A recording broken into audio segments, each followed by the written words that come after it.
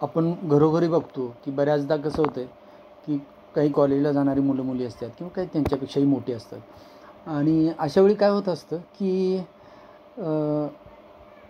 एक हे असतं घरचं की सकाळी 7:30 वाजला, अरे उठ की 7:30 वाजला, 8 वाजले की उठ उठ उठ म्हणून त्याला किंवा त्या मुलगीला असं हे करत असतात घरातले की उठा उठा का किती वेळ.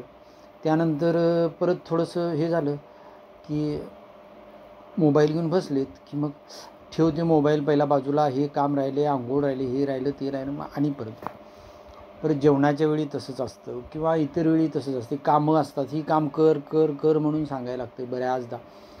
मग घरातील मंडळी, आईवडील किंवा इतर मोठी मंडळी अशी सांगत असतात सारखं मुलांना.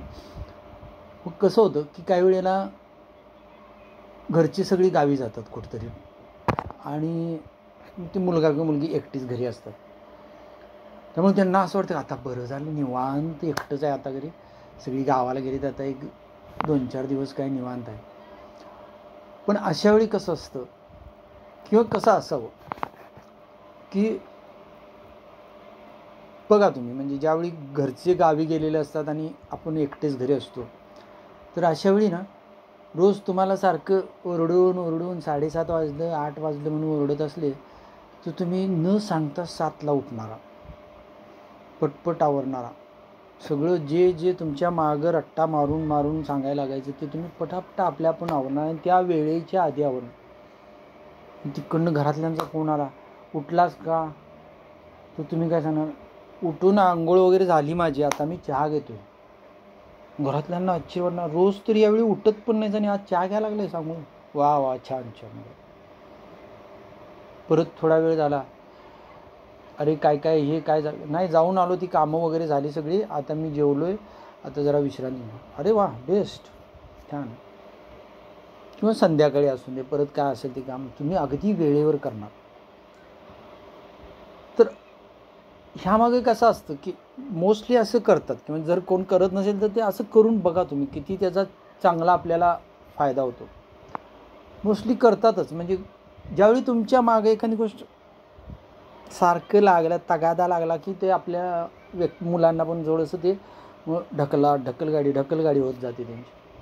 पण ज्यावेळी त्यांच्यावर जबाबदारी पडते, आता तू आहेस, घर आहे तुझं, तू काय करायचं ते कर, तुला फ्रीडम आहे.